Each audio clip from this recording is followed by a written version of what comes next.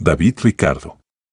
Entre los seguidores de Adam Smith estaba el gran economista clásico David Ricardo, uno de los principales de comienzos del siglo XIX que, entre otras cosas, desarrolló la teoría de la ventaja competitiva en el comercio internacional.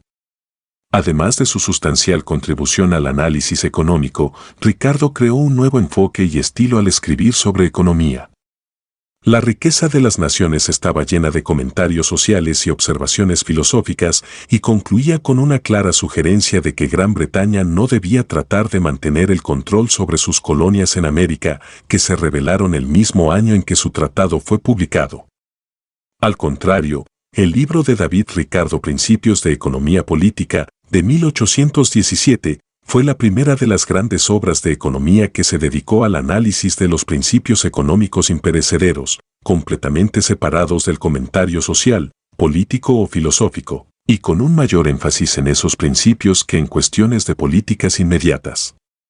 Esto no quiere decir que Ricardo no tuviese ningún interés en temas sociales o morales.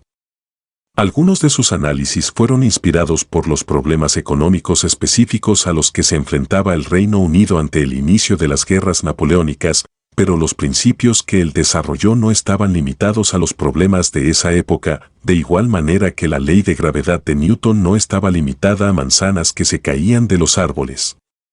Principios de Economía Política simplemente no era un libro sobre la problemática de las políticas contemporáneas. Lo que Ricardo aportó a la economía fue un sistema de análisis más enfocado, más claramente definido y más estrictamente razonado.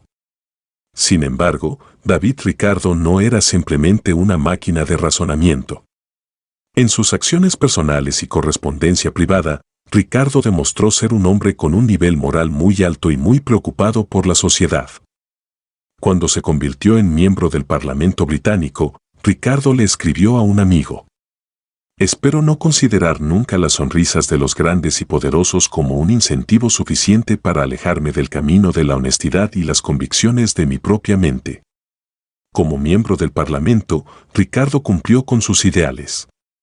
Votó repetidamente en contra de los intereses de terratenientes adinerados, pese a que él mismo era uno de ellos, y votó por reformas electorales que podían haberle costado su escaño en el Parlamento. Lo que hoy en día llamamos economía, se llamaba economía política hasta bien entrado el siglo XIX. Cuando los economistas clásicos dicen economía política, se refieren a la economía de un país en su conjunto, a diferencia de la economía del hogar o lo que nosotros llamaríamos hoy en día economía doméstica. El término política económica no implicaba una fusión de economía y política, como ese término ha sido utilizado en tiempos recientes. Los principios de la economía no se impulsaron por sí solos en un momento de genialidad o de inspiración. Al contrario, pensadores conscientes de generaciones sucesivas buscaron a ciegas algún tipo de entendimiento tanto del mundo real de la economía como de los conceptos intelectuales que harían posible el estudio de estos temas de forma sistemática. El análisis de la oferta y la demanda que se puede enseñar en una semana a los estudiantes tardó por lo menos un siglo en emerger de las controversias entre los primeros pensadores del siglo XIX como David Ricardo, Thomas Malthus y Jean-Baptiste Say. Entre una de las muchas cartas entre Ricardo y su amigo Malthus, en las cuales discutieron temas económicos a lo largo de los años, Ricardo dijo en 1814, «Algunas veces sospecho que no le damos el mismo significado a la palabra demanda». Tenía razón, no lo hacían.